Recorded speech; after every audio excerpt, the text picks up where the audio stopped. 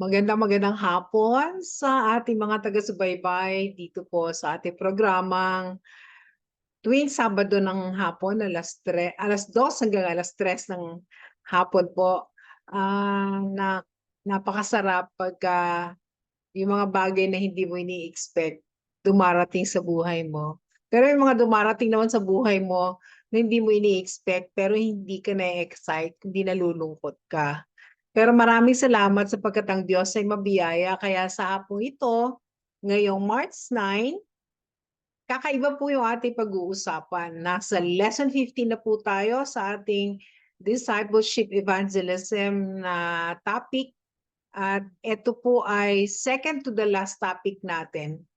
Kaya nais kong imbitahin ang ating kasama rito na sumabay na sa akin. Ano pa ba naman? Umupo ka na. Yay! Nandito po kami.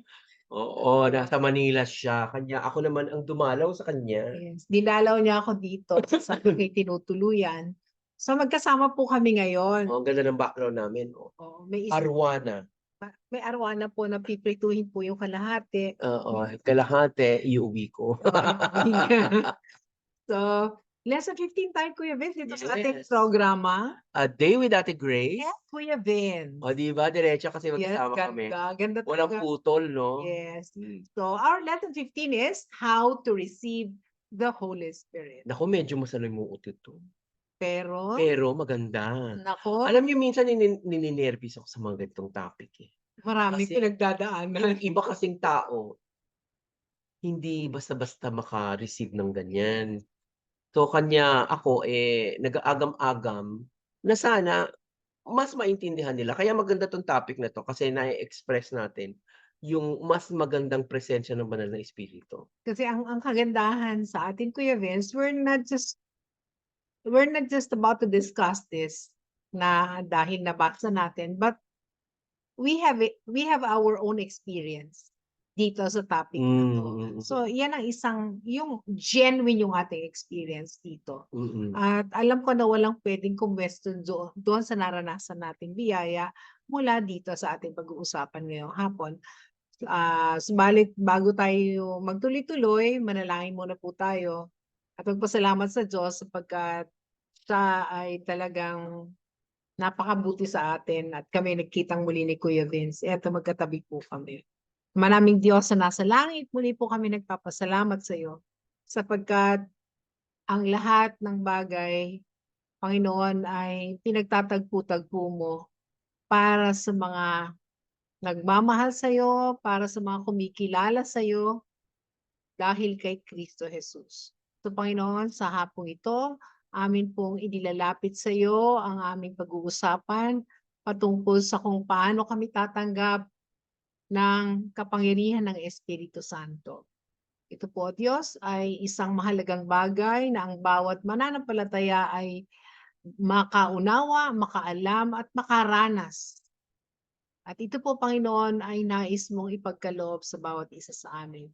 So sa hapong ito, hiling po namin ang iyong patuloy na pagkilos sa aming buhay, pagbigay ng karunungan, kaunawaan, at para sa mga taga-subaybay po namin, mga tagapakinig, mga tagapanood, dalangin po namin, O Diyos, ang iyong pagkilos sa kanilang buhay at paghahanda ng kanilang mga puso upang ito'y tanggapin at ito'y maitanim sa matabang lupa ng kanilang mga puso at ito'y tumubot, umusbong at mamunga at maranasan nila ang kapangyarihan ng mga salitang ito.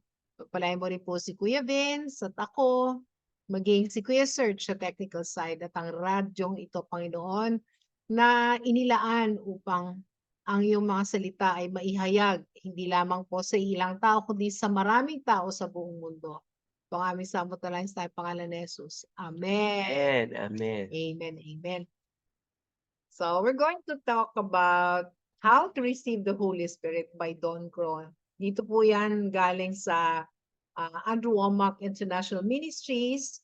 Magkakasama po sila, ilan po silang sumulat nito pero mas marami sulat ni Don Crow at ni Andrew Wommack dito.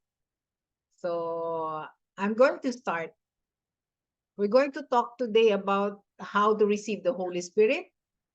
Ayon sa Acts 10:1, ito ba yung sinasabi, there was a certain man in Caesarea called Cornelius, a centurion of the band called the Italian band. This was a military rank, probably a captain over a regiment. So in verse 2, as verse 2 continues, a devout man and one that feared God with all his house, which gave much alms to the people and prayed to God always. He was righteous, did things that were right, feared God, gave much money to people in need. Yun yung description kay Cornelius. And the Bible says he prayed to God always. Lagi siyang nananalangin. Yun po yung description sa kanya ayon sa Acts chapter 10. To hanggang sa verse 2 na 1 to 2. But we are going to find out, and it will be amazing that even though he did things right, even though he feared God and he prayed, he had the prayer life. Ibig sabihin, ang kanyang pananalangin ay tuloy-tuloy. Hindi siya tumitigil. Kasi always ang sinasabi dito, he prayed to God always. So hindi napuputol yung kanyang prayer life. He didn't have a personal relationship with God through Jesus Christ. Yun po yung isang bagay. Kaya yun ang pagkakaiba nung spirit-filled life. Kasi yung spirit-filled life, yan po yung kumikilala sa Panginoong Jesus at tumanggap ng bautismo ng Espiritu Santo. It says in verse 3 to 6, he saw in a vision, evidently about the 9th hour of the day. So about 3 o'clock in the afternoon po yan sa ating panahon. An angel of God coming into him and saying unto him, Cornelius, and when he looked on him, he was afraid and said, What is it, Lord? And he said unto him, Thy prayers and thine alms are come up for a memorial before God. And now send me to Joppa and call for one Simon, whose surname is Peter. He lodgeth with the Simon a tanner, whose house is by the seaside. He shall tell what thou owest to do. So si Cornelius kasi may nagpakitang anghel. So may sinabi sa kanya ang Panginoon na kailangan niya makipagkita kay Simon Pedro. Mamaya sa part ni Kuya Vince, yung exciting experience naman ni Peter na si Lord talaga, pag meron siyang nais mangyari, inaayos niya na lahat ng bagay. Kinausap niya na si Peter, kinausap niya din si Cornelius. So, inihanda na yung dalawa kahit may mga agam-agam sila, pero clarify ni Lord kung ano yung mga instructions na binigay sa kanila. So, napakaklarado dito na taga-Joppa si Simon Peter. Yun ang sabing magmi-meet sila ni Peter, and siya ay nakatira doon sa bahay ni Simon a tanner doon sa tabing dagat, di ba? Seaside. At meron siyang sasabihin na galing sa Diyos yung mensahe na sasabihin ni Peter. At si Peter naman, meron siyang pangitaing nakita. So ano ba yung connection dito na isang, anong tawag doon? Nananalangin siya palagi, may kinikilala siyang Diyos, pero hindi niya kilala kung sino si Jesus. Pero nakita ng Diyos kung anong klase siyang tao, nagbibigay siya ng tulong o limos sa mga nangangailangan, marami siyang natutulungan. Kaya nakita ng Diyos yon na talagang gustong-gusto niya na maging tama sa paningin ng Diyos. At syempre, gusto ng Diyos na magkaroon ng kakaibang experience si Cornelius bilang biyaya doon sa kanyang pagkilala sa kapangyarihan ng Diyos bagamat wala siyang personal na relasyon pa kay Jesus. Na siya rin kasi sa John 14:6 wala namang ibang paraan para magkaroon ng established relationship sa Ama, if not only through Jesus Christ. Eh, eto si Cornelius hindi niya tinanggap pa si Jesus. Kaya inutusan ng Diyos ang isang Apostol Pedro at ipagpapatuloy po yan ni Kuya Vince. Kuya Vince, go ahead. Meron lang akong nakita dito. Hmm. And call for one Simon whose surname is Peter. Surname pala ni Peter yun. Ni Simon. Simon, yung Peter, Peter. kaya nga. Di ba? Kaya pala ang tawag sa kay Simon Peter. Kaya nga ni Simon Pedro. Di ba? Parang, hoy, ba't ngayon ko nalaman yan? Ba't ngayon ko lang nag-strike sa akin yan? Oh, ngayon mo lang naririnig natin pero parang Oo. ngayon lang Pero siya. ngayon lang siya nag-strike. Oo, may na, surname sila. Oo, ang surname, Acts 10, ito, di ba? Oh, Acts 10, 3 to 6. 3 to 6, yan. Diba? Na, nabasa naman natin yan, pero bakit Oh, hindi nag-strike sa yes, very Ngayon lang- familiar. Ngayon lang nag-strike sa akin na call for one Simon whose surname is Peter. Ngayon, ewan ko lang din ha, baka iba naman ang ibig sabihin ng surname sa kanila. Pero yung surname kasi sa atin, yung pangalawa, di ba? Yung talagang Oo. karamihan ng Kasi pag surname sa atin, dapat ang tawag sa Pamilya. kanya Peter Simon. Eh, sa Bible, pag binasa mo kahit sa Tagalog, Simon Pedro. Hindi ba? Simon Peter. Pero dito kasi, baka kaya siya, di ba, parang yung surname sa kanila, galing sa mga bansag. Na kasi, nakatira siya doon kay Simon at Tanner. Mm. O parang gano'n. Kailangan kasi sabihin yung Peter para magkaroon sila ng distinction. Yes. Kasi Simon a Tanner naman tong isa. Yes. A. Tanner. Tanner. Hindi a Tanner. A. Tanner. Yes. So, A. Tanner. yun. Kasi Okay. ano siya. Sumandal ka, maliliit ang Consonant. No, sumandal ba ako? Liliit pa O, lang. di ba, lumiit ang mukha mo? Yes. Pasandal. Pasandal talaga. Oo. Kung sumandal ako, ay lumiit ang mukha ko. Kaya sabi ko, bakit maliit ang mukha mo? Mas malaki yung mukha ko sa'yo. Sandal ako kasi. Pero exciting ito, Kuya Vince, na eto, very familiar to, pero sige, tignan natin how will this passages amaze us in the anong tawag doon, yung pagdating ng Espiritu Santo sa buhay ng isang tao. Ayan, sige, tuloy natin. This man, although he was God-fearing, si Cornelius to, Yes, okay, righteous as far as doing things that were right, and had a prayer life before God, was sent an angel who told him to send for Simon Peter. Ayan na yung Simon Peter. Kaya para Simon Peter, ano? Who would tell him what he must do. We see in Acts 10:43 exactly what Peter was instructed to tell him. To give him all the prophet's witness, that through his name, through the name of the Lord Jesus, whosoever believed in him shall receive remission of sins. Okay? Isn't that amazing? This man who had all these things to his credit didn't have the personal relationship with God through the person of Jesus Christ. God said, di ba? Yun yung sinasabi mo kanina na kailangan talaga yung personal relationship. Alam mo, itong personal relationship nito, parang pagkahirap-hirap sabihin sa mga tao. Pagka ini-explain mo na, Christian at lahat na, hindi pa rin maintindihan yung personal relationship. Eh, importante. Kasi ganito yung Kuya Vince, makasingit ng konti. Katulad ni Carla Martinez, kilala ko siya, pero I don't have a personal relationship with her. Hindi katulad mo, you're a friendship. So meaning, may personal encounter kayo sa isa't isa. Super friend. Yun yung pagkakaiba ng, oo, narinig mo si Jesus, pinipreach ng ano, pero wala kang established relationship.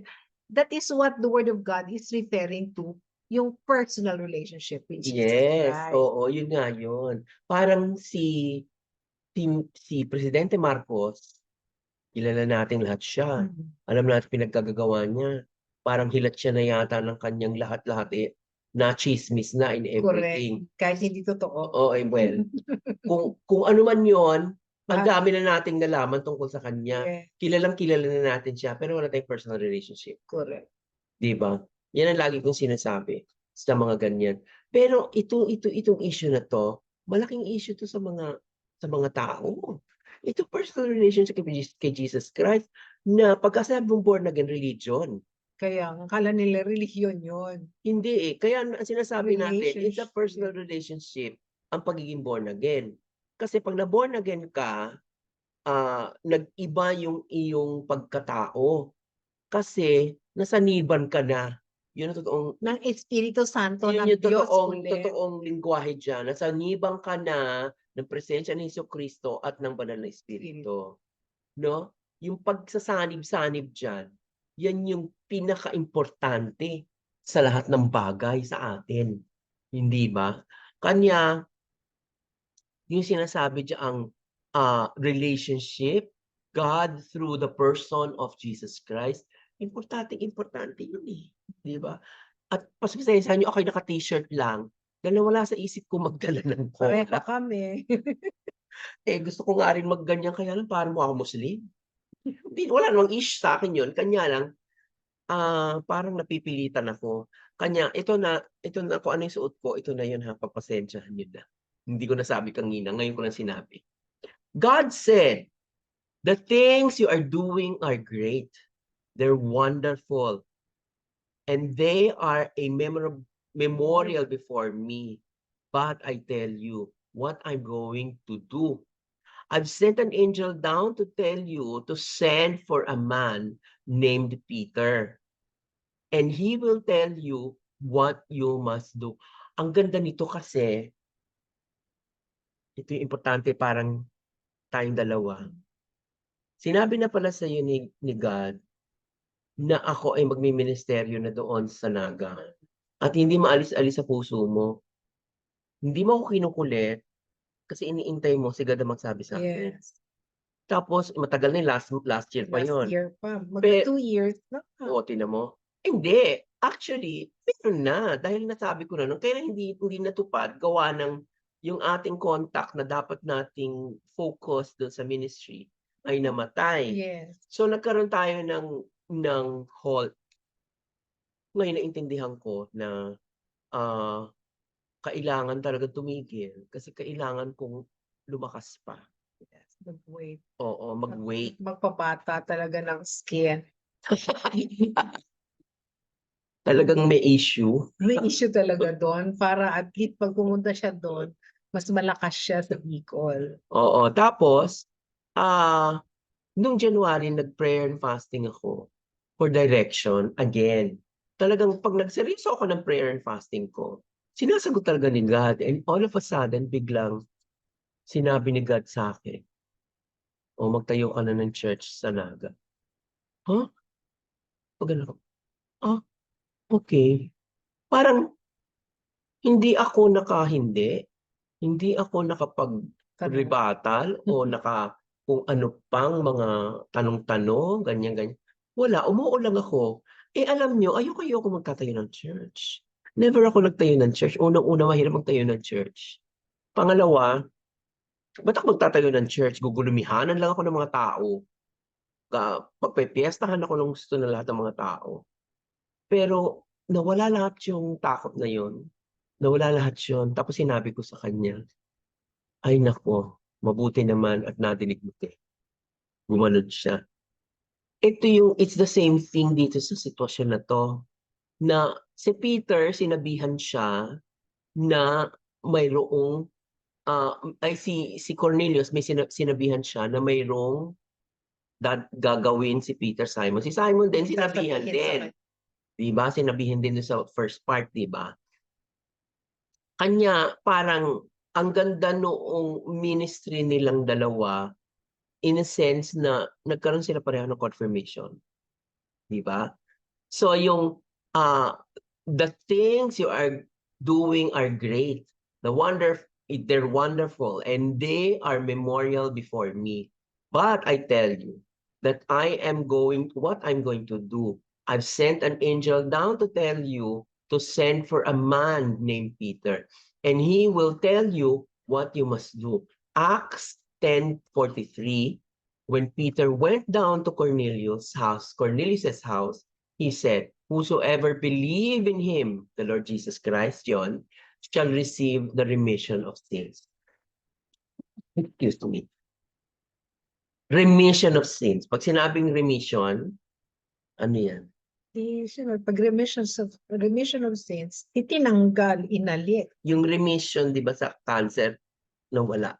Kaya nga, nawala na. Wala na yung cancer. Nawala na. I'm in remission. Pag sinabi mo, akala ko kasi, ang tunog ng remission parang bumalik. Hindi. Ang tunog sa akin noong una, remission, ay kawawa ka naman. Parang feel ko, bumalik. I'm in remission. Yung palang ibig sabihin ng remission, ay nawala. Kasi yung mist, di ba? Oo. Di ba? Di ba? Shall receive the remission of sins. Mawawala na. So, Yung mansa ng kasalanan, goodbye na. Correct. Kanya, ito yung lagi kong nire-reiterate sa lahat ng aking tinuturuan. Tanggapin natin ng totoo na huwag ka nang mag-arti-arti pa dyan na kesyo ganito pa kasing ginagawa ko, kesyo ganun. Ano, perfection? Walang ganunan. Kasi kung talagang naniniwala ka, you are in remission of sins because of Jesus Christ. Tapos na yun. Then move on. Wala nang natira. Move on. Now, look what happened here. Yan ang sabi. While Peter yet spoken Yes. these words, the Holy Spirit fell on them which heard the word. Yes. 10:44 yan. Oo, kung sino yung mga nakadinig, ano? Cornelius was receiving as he heard of faith in Christ, and he put his faith in Christ for the remission of the sins. Yun kasi yung issue dito. Yun yung point of reference. Jesus Christ, pag naniwala ka, may remission talaga ng sins. Magkasama yon. Kaya kailangan maniwala. Yung iba kasi, kulang sa paniniwala na they're already in remission of sins. Faith. Yung faith, di ba? Na wala na yung kasalanan mo. Kaya live a holy life. As soon as he did, the Holy Spirit fell upon him, and all those that were in the house, kasama lahat yun, ano?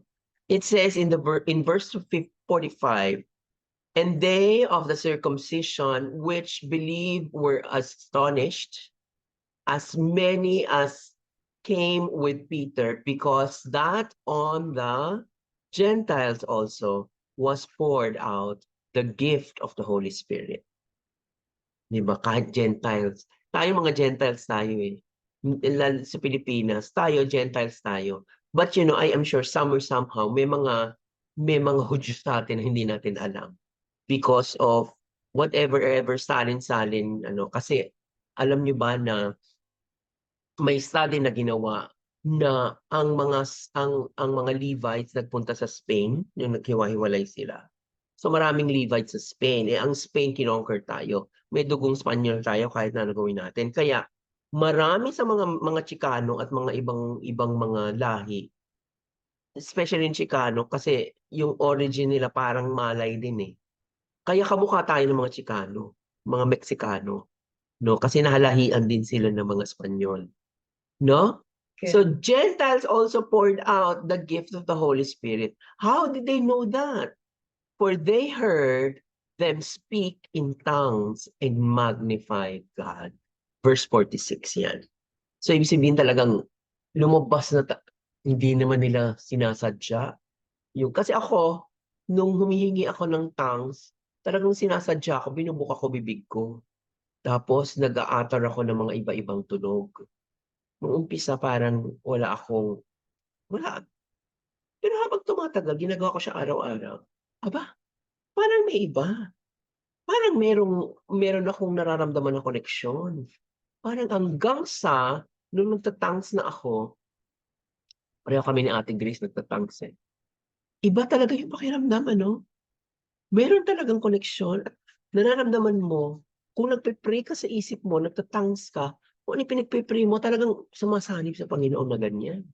Direct Nagwo-worship ka connection, oo, eh. It's the nagwo-worship Spirit ka of God that understands. nagwo-worship ka kasi at the same time, which is very, very ano, very, amazing talaga. Sige tuloy mo na ate. O, i-ano ko, yung dito po, kung babalikan natin yung doon sa, 'di ba, mauna yung pag-preach ng gospel, tapos baptizing them in the name of the Father and of the Son and of the Holy Spirit.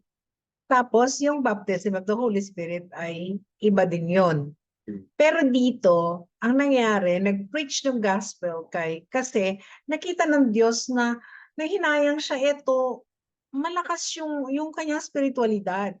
Pero hindi niya talaga alam kung paano nga ba maging tama yung kanyang ginagawa na ayon sa salita ng Diyos. So, sinugo niya si Peter to meet up with Cornelius and his household.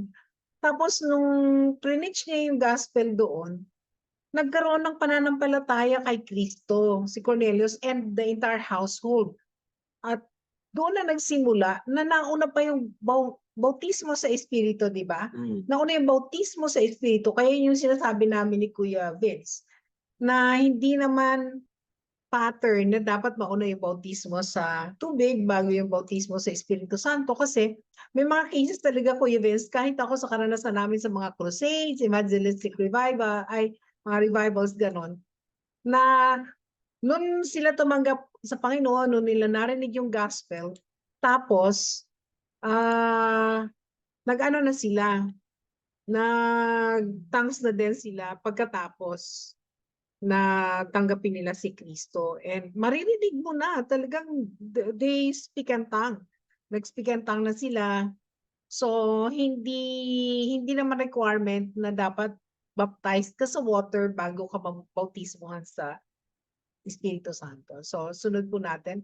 Every time the Holy Spirit falls on an individual in the New Testament, a gift of the Holy Spirit manifests and gives evidence that they have received the infilling of the Spirit. So merong yung pagpasok, yung pagkapuno mo ng Espiritu Santo, infilling.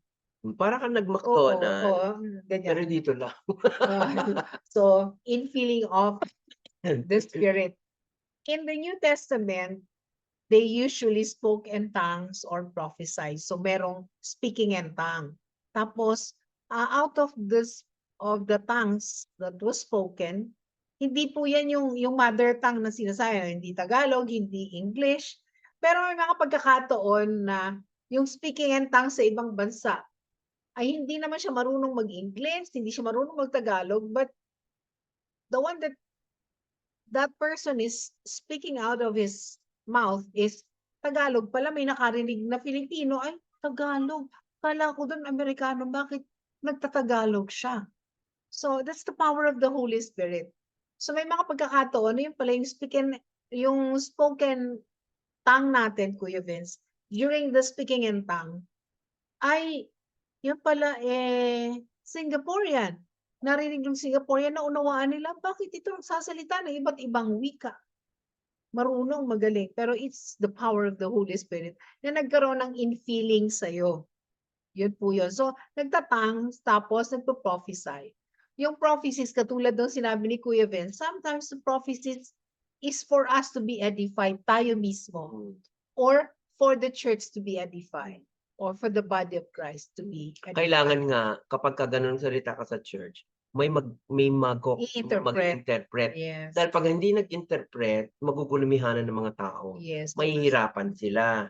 So kanya importante kung alam mong walang mag-interpret o huwag ka na mag-speak in tongues sa church kasi kailangan kasi ma-edify ang simbahan, hindi ba? So, there are times when you do not speak in tongues so out loud.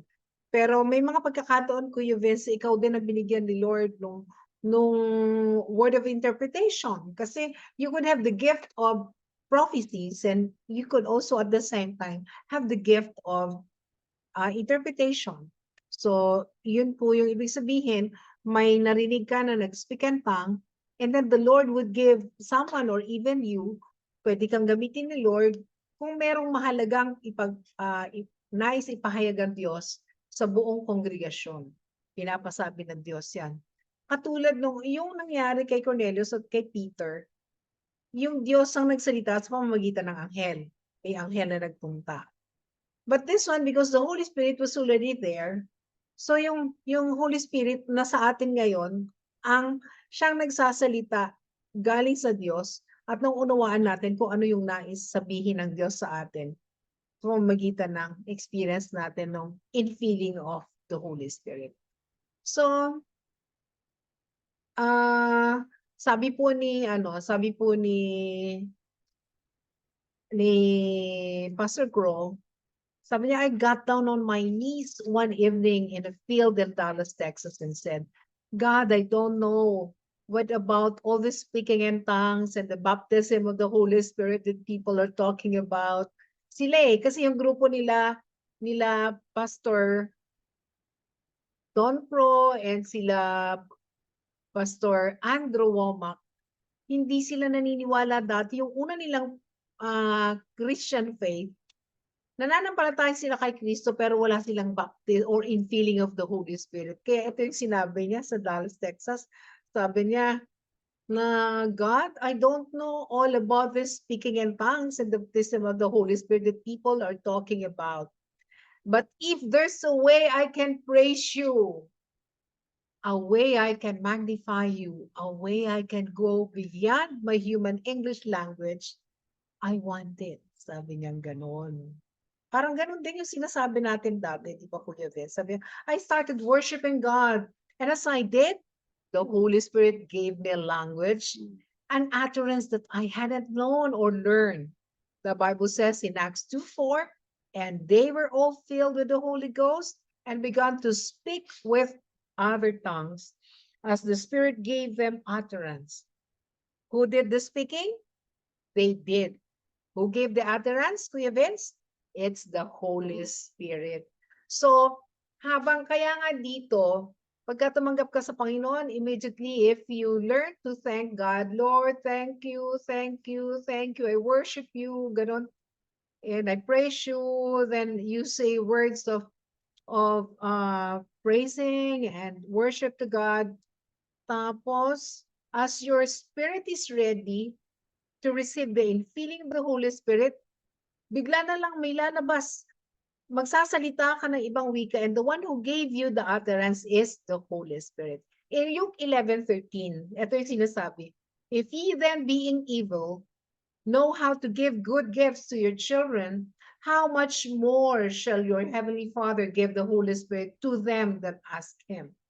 So, sa lahat ng humihingi, binibigay ito. Di ba yung kwento ni Pastor Don Crow, yung nagsulat nito, talaga siya hiningi niya sa Diyos na, Lord, gusto ko rin na I can go beyond my human English language ability. So I want it, Lord. So what he did, he started worshiping God, and as he did it, the Holy Spirit gave him a language and an utterance that he doesn't know or learn before that time that he was able to do the speaking in tongue.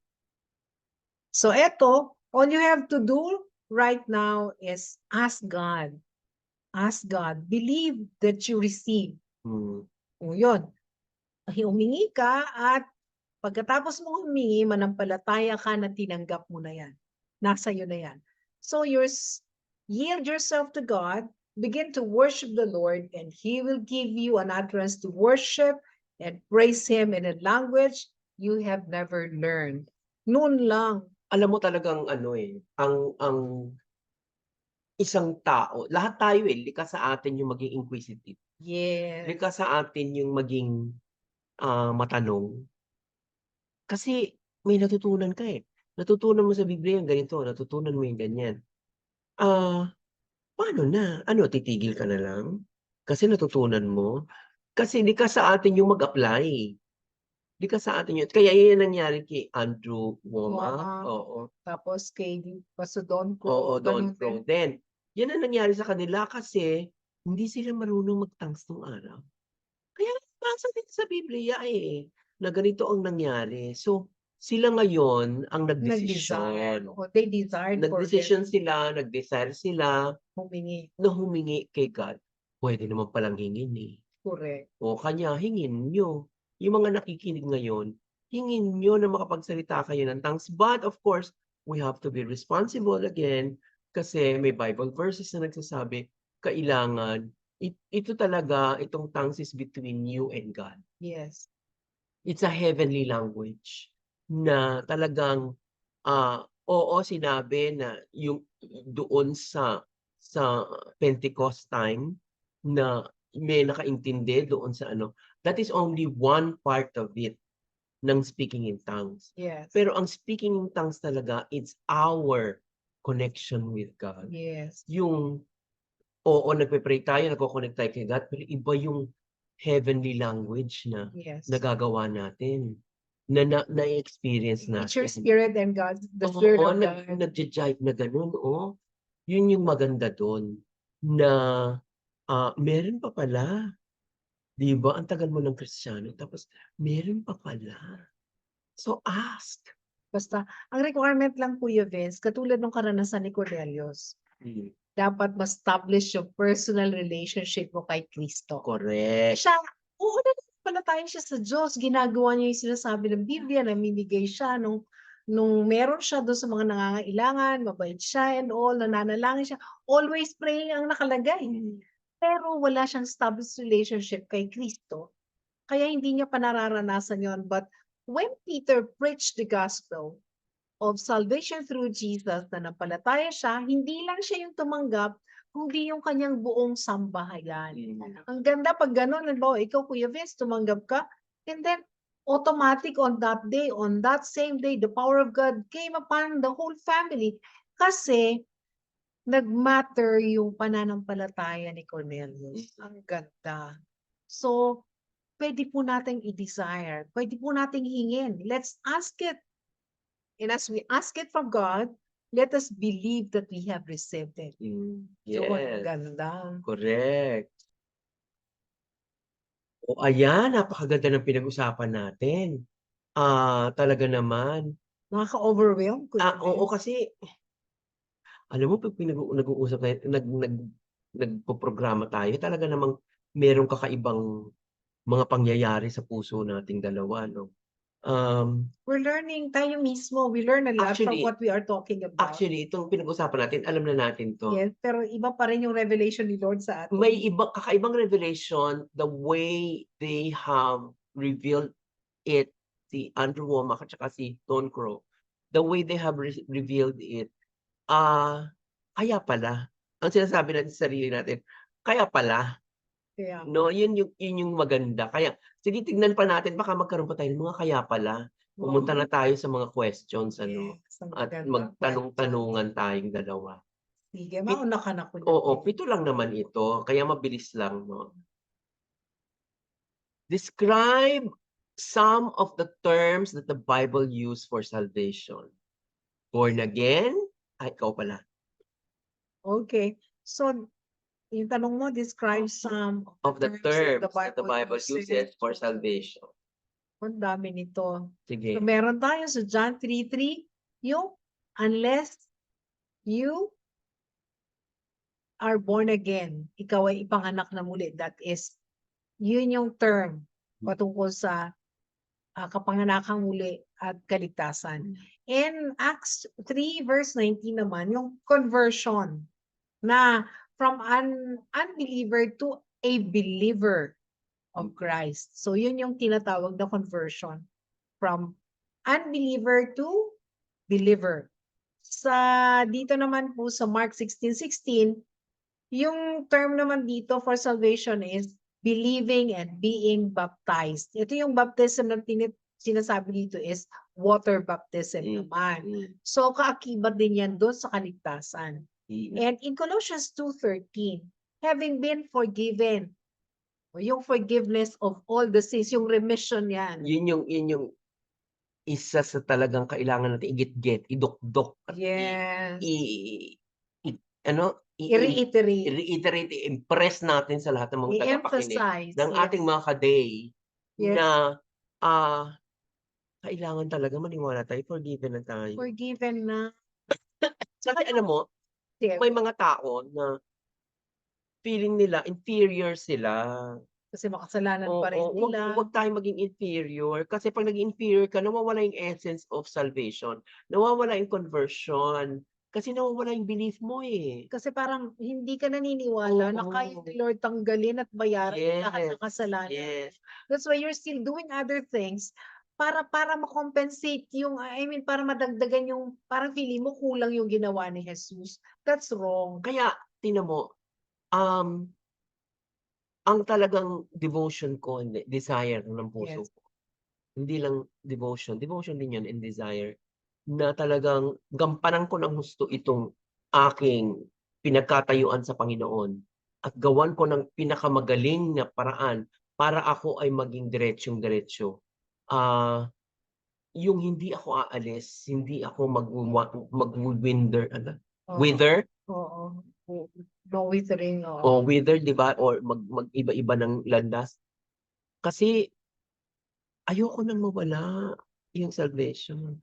It's part of our working Kasi sa sa Romans salvation, 12, 'di ba Kuya oo. Vince, yung Romans 12:1 and 2 yung Yes, renewing of the renewing of mind. the mind. So yun yung sinasabi ni Kuya Vince, baka sabihin niyo ang yabang naman ni Kuya Vince, parang ginagawa niya yun yung part natin sabi ni Apostle Paul, Hmm. dapat there is renewing of the Hindi mind. kayabangan po yun Yung kasi be transformed by the renewing oo, of your mind. Kaya oo. meron tayong part diyan. Kailangan natin yon na magdesisyon tayo na maaayos natin ang lahat ng bagay. Kanya, huwag tayong mag-atubili. Let's believe that we are Yes. baptized by Jesus Christ, yun sa 'pag nagpa-baptize kayo sa water immersion. Tapos maniwala tayo na forgiven na Yes. tayo. Kasi alam niyo kung hindi ako naniniwalang forgiven ako, nagpupursige pa siguro ako na Grabe pang mag-please ng tao. yes, grabeng kapaguran and Oo, everything nagpi-please pa ako ng tao na kailangan kung ano yung ini-expect nila sa'kin para matanggap ka lang. para matanggap ako ng mga tao. Hindi, walang issue sa'kin ang pagtanggap ng mga tao, ang issue sa'kin ang pagtanggap sa'kin ng Panginoon. Amen. Because people may pretend that they accepted you, Hmm. pero ang Diyos walang ganyan. Siya ay totoo sa kanyang sinasabi, totoo sa kanyang mga pangako. And in Romans 8:9 pa pala, tapusin ko yung sagot ko, Kuya Vince. Hmm. Sabi there, having received the Spirit of Christ, yung pagtanggap ng Espiritu ni Kristo, yun yung pagka tayo nananampalataya, we receive the Spirit of Christ. Na yun yung sinasabi na dahil nung nilalang si Adan, nung hiningahan siya ng Diyos, sabi, di ba, nung nilalang sabi ng Diyos, let us create man in our own image. So, ang image doon ng Diyos, hindi po yung finorm na dust, kundi yung inihinga ng Diyos kay Adan, yun yung kawangis ng Diyos. That's the Spirit of God. Kaya nung nagkasala si Adan, hindi na naging kawangis ng Diyos yung kanyang espiritu, kaya yun po yung nais ng Diyos na makabalik sa wangis niya. Hmm. Kaya nung 'pag tinanggap mo yung pagliligtas at pagpapatawad na tinapos ni Jesus dun sa krus, na-receive mo po yung Espiritu ni Kristo na kawangis ng Diyos, kahit yung Espiritu ay kawangis na ulit ng Diyos. Yun po yung ibig sabihin ng Romans 8:9. And in Matthew 25:46, eto yung eternal life, buhay na walang hanggan. Ito po yung nire-refer na buhay na kasama ng Diyos Ama, ng Espiritu Santo at ni Kristo. Yung Okay. sinabi mong breath, meron akong share diyan. Yes, so go. The name of God, Yahweh, Yes. is the name na hindi mo sinasara ang bibig mo. Bakit? Kasi the name is the breath of life. Yes. Yeah. Yeah. Diba? Breath talaga siya. Do not close your You don't mouth. close your mouth because you breathe with the name. And Yes. that is what all God is. The life, the breath of God. Ang ganda. Kaya Nung madinig ko yan, parang piniliputan ako. spur. Ang galing-galing. Yes. Yeah. 'Di ba? Galing-galing. Oh, eto na yung susunod na tanong. Sa Acts 11:15, how does the verse describe the experience of baptism with the Holy Spirit? So dito po, ang sabi po sa Acts 11:15, as the Holy Spirit falling on someone. Habang ang Espiritu Santo ay dumadapo sa isang tao. Pagka bumaba sa'yo or falling, bumaba sa'yo ang Espiritu Santo, then the baptism starts and the speaking in tongue starts.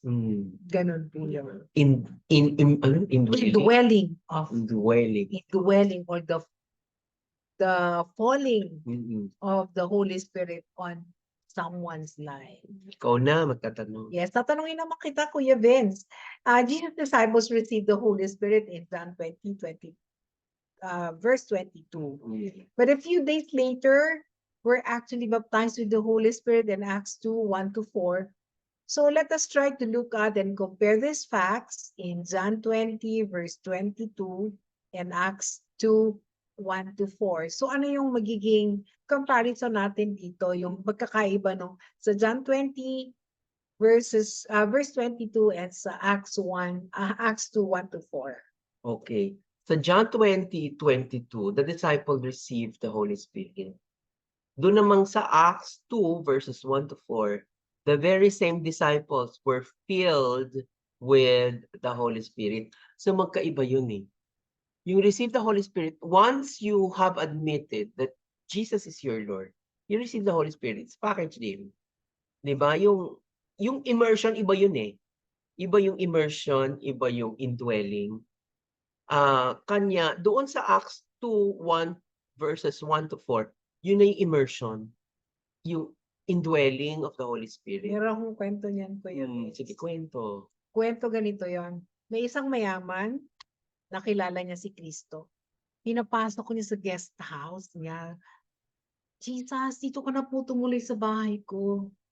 O sige po, diyan ka po sa guest room kasi mahal na mahal po kita. Dahil salamat, nakilala kita. Pinapasok ko niya sa guest room. Tapos, Lord, kung may kailangan ka po, yung merong ginaganyan na parang magre-ring lang siya. Tapos pupunta yung bell. Papasok yung katulong, tatanungin si Jesus, ano po yung kailangan mo? So, ibibigay ng katulong. Pero habang nandun sa guest room si Jesus, ang nangyari, may kumakatok sa main door nung mayaman.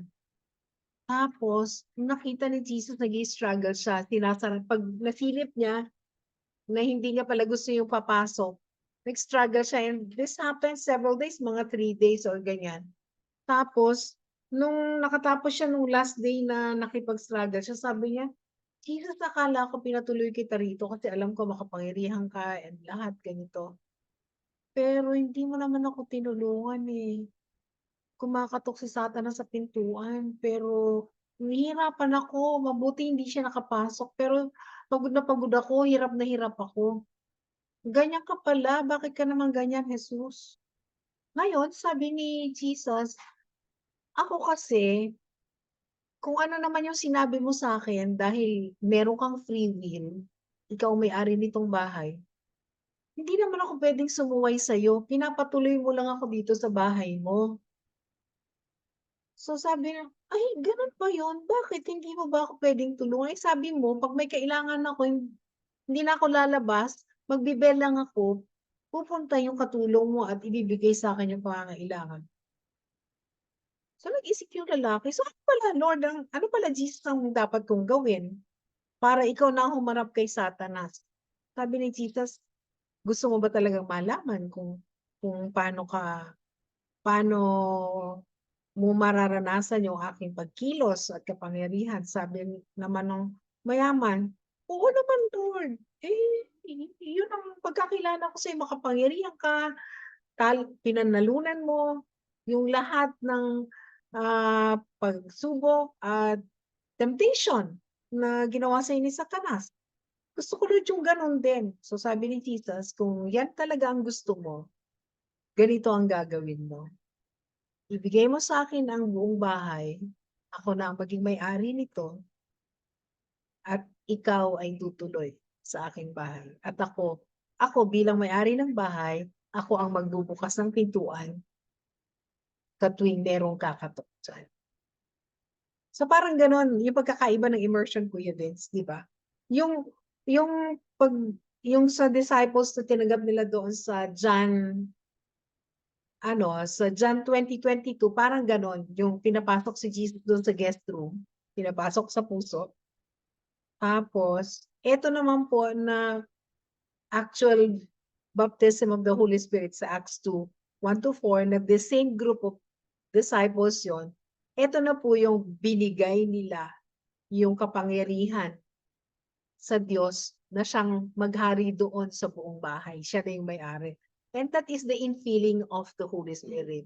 Emerge ka na doon. So, parang ganon. I just hope they were able to get it that way. Okay, sa Acts 1:8. Yes po, sa Acts 1. Okay, next question. What ay ko pala. Ako pa magtatanong sa'yo, napahaba lang kasi. Oo. Sa Acts 1:8, what is the purpose of the baptism with the Holy Spirit? Okay. Yung baptism of the Holy Spirit, importante kasi yan sa mga manggagawa. Kailangan natin na ma-empower tayo ng service. Kasi yung mga manggagawa 'pag walang Holy Spirit, birada ng pangsarili. So, ang self nandiya-diyan palagi. So nagkakaproblema. Kaya nagkakaproblema, nahihirapan siya, pati mga tao sa paligid niya. Pero kung may Holy Spirit, hindi dapat gano'n, eh. Ang may Holy Spirit, hindi mahihirapan. Kaya yung sinasabi ko kanina na mag-i-start ng simbahan diyan sa Naga, hindi ako nataranta, hindi ako na, ah, naging yung na-shake or anything. Shake. Hindi ako na-shake talaga. Kasi naniniwala ako kapagka si God ang may gusto, lahat maayos. Ah, kaya kami nagsasabi na ngayon, mas maayos na ngayon kasi yung aming mga koneksyon na kailangan namin, na-establish na namin. So, maayos na ang aming, projection ng mga bagay-bagay. Kanya, medyo confident na kami ni Ate Grace doon sa aming haharapin na sa mga darating na mga buwan. Hindi natin alam kung kailan ano, but, tignan natin, naghahanap pa rin kami ng bahay. So, kung meron Keep kayong praying. bahay, magsabi lang kayo. Marami na kaming try na Oo, magaganda, pero I know God will just give us the perfect the one. best, yung best. Best. Kanya, yon ang sagot, kailangan ma-empower ang service. Kailangan ang baptism of the Holy Spirit para huwag na tayong matakot, gumalaw para Kasi sa for Panginoon. us to be bold enough to Yes, preach and correct. serve the Lord. Correct. O ako na magtatanong, yung last 3 Yes. questions. So, Acts 2:38-39 and 1 Corinthians 1 chapter 1 verse 7 is baptism with the Holy Spirit for us today. Today. no problem. So, ang Holy Spirit ay para sa atin yan ngayon, yung baptism of the Holy Spirit. Kasi 'di ba si Jesus umalis na, bumalik na doon sa kanang ah, trono ng Ama at ipinangako niya na pagdating niya doon, papadala niya ang tulong sa atin which is the Holy Spirit. So yes ang sagot ko Vince, it's for today, for us today. And dahil ang gifts of the Holy Spirit ay matatapos din pagkatapos ng muling pagbabalik ni Kristo. But not until then na wala pa si Kristo, hindi pa matatapos. Kaya 'di ba, pagka nag-second coming na si Jesus tapos nasa middle part of the tribulation 'yon, may mga makakatagal pa na tumanggap sa Panginoon, pero wala ng Holy Spirit na mag-i-empower sa kanila by that time. Talagang yung Konektado na kasi kay Jesus, eh. yung self-will na lang nila. I mean, ibig sabihin yung mga maiiwan, Kuya Vince, yung hindi nasama sa second Oo. coming, sa rapture. Oo. yung mga hindi nakasama sa rapture, meron pa din dong mga mananampalataya Na naiwan. na naiwan. Yung mga Pero matigas ang ulo. yes, mananatili sila pero wala ng Espiritu Santong tutulong sa kanila o mag-i-empower. Hindi katulad ng ngayong panahon natin na maraming katulad namin ni Kuya Vince, I've been sharing to him a lot of concerns sa mga personal na buhay. Pero we're so thankful because there is the power of the Holy Spirit in us that really gives us strength, give us the hope, the peace and everything. Yung gift of the Holy Spirit is still manifesting in us. So, habang di pa dumarating si Jesus, gamitin na natin yung regalo o talento o gift na binigay sa atin ng Holy Spirit, yung gift of prophecy, gift of healing. So, yun po yun. Napakaganda. Let's go on with that dahil yan ang binigay sa atin ngayon ni Lord. Kaya meron, ano? Meron Meron talaga. pa.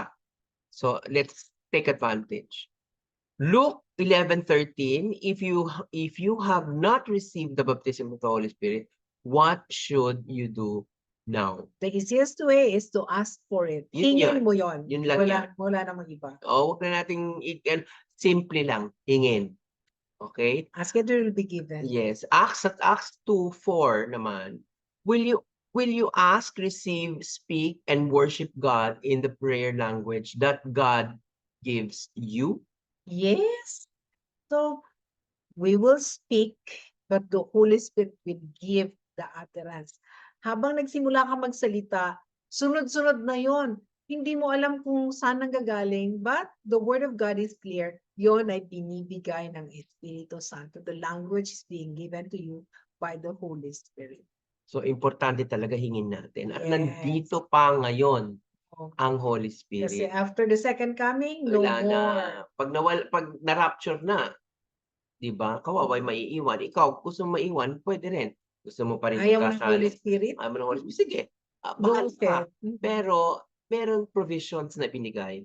Katulad ng ask for it and we will speak the heavenly language. Yes. Anytime. O, natapos na tayo, Yes. ate. Oo. So, andito na tayo ngayon sa... Parang ang bilis-bilis lang. Oo nga. Kasi mas masarap yung magkasama. Kaya nga. Parang ang saya-saya magturuan ba? Yes. Ang saya-saya magsalita sa ating mga Hindi yung tagapakinig. pag yung connection natin, Oo, umeeksena, di ba? pag umiiksena, umiiksi na. Umiiksi na, oo, totoo, ang hirap. Kaya Oo, lalo na ako ang technical. ito ang So, technical oo. side, tapos ibabato. Pagka nagkaproblema, di ba? Yun, ganun talaga. So anyway, nandito na tayo ay magdasal na. Yes, go ahead, Kuya Vince. Panginoong Jesucristo, maraming salamat sa ating pinag-aralan ngayon na all honesty, kumbaga alam na namin ni Ate Grace pero nabi-build siya nasi-seal tight yung katotohanan na natututunan namin ngayon sa aming mga puso at kami ay mas nagiging matatag sa aming pananampalataya sa iyo, sa aming mga kailangan gawin, sa aming buhay, Panginoon. Maraming salamat dahil ang lahat ng ito ay para sa iyo. Kaya kami ay nagtataas ng lahat ng aming mga pamilya, lalo na kay Ate Grace, Yes, sa kanyang Lord. pinagdadaanan ngayon. Kayang-kaya mo yan, Lord. Yes, At Lord. yung mga ganyan, yung mga panggulo lang yan, mga panggulantang. Hindi naman magugulantang si Ate Grace at hindi ko naman siya papayagang magulantang. Amen. Kanya, ito ang tulong namin sa pamilya kung ano man ang pinagdadaanan ngayon. Huwag kayong mga matatakot, huwag kayong magugulantang, huwag kayong mahihirapan. Pag nag-isip kayo ng mahirap, mahirap talaga. So God, Lord, provide your strength, your wisdom, Amen. your courage for everybody, Amen. especially my partner, Ate Grace, Lord, Amen. and their family. So Lord Jesus, kami ay nagtataas ng lubos ng presensya ng iba ng Espiritu ng lahat ng aming kadena na nakikinig ngayon, Yes. Panginoon. Puspusin mo sila ng iba ng Espiritu at allow them talk to them to Amen. ask for the presence and the indwelling of the Holy Spirit. Amen. Na sila mismo ay magkaroon na ng presensya ng banal na Espiritu. Amen. Para yung talagang immersion ng sinasabi na aming presensya. Naniniwala kami sa mga Kristiyano na may presensya ng banal na Espiritu pero kailangan mag-level up at Amen. mag-level up. Itong level up na ito is the immersion, is the indwelling of the Holy Spirit. Yes, Lord. Yung isang sign diyan is speaking in tongues, Lord. Hingin, hingin, hingin. Ask, ask, and you shall receive. So God, let's take advantage, mga kaday, let's take advantage of this truth that Amen. God has revealed to us right now. Maraming salamat at naniniwala ako dadating ang araw na magkakaroon ng malakas na kongregasyon ang inyong lingkod kasama si Ate Grace diyan sa Naga na magbibigay ng magandang halimbawa ng tunay na presensya ng Panginoon at magkakaroon ng mga magagandang milagro na mangyayari, Panginoon. Maraming salamat sa aming programang A Day with Ate Grace and Kuya Vince, ang aming istasyon na DWLV, Panginoon, lahat ng technical people, lahat na namamahala diyan kasama si Ate Joy at si Kuya Serge, Kuya Ariel, lahat ng nandiyan diyan na tumutulong sa amin, Panginoon. I-bless mo sila. Yes, At ang mga may-ari ng mga Villafuerte, Lord, continue to bless them for having this station na makapagpapahayag ng katotohanan mo. Thank you, God, and continue to bless us with good health, lahat po kami. Yes, Lord. At Panginoon, ang lahat ay inaalay namin sa iyong matamis na pangalan, Jesucristo, aming Panginoon at manunubos. Amen. Amen. Uy, ang saya-saya. Yeah. Ang saya-saya. Bilis. Di ba? Diretso. Walang putol ng Kaya, kanya. Panginoon, thank you very much for this Salamat. wonderful day and see you all next week sa susunod na programa, A Day with Ate Grace. and Kuya Vince. Bye-bye. Bye-bye. See you next week.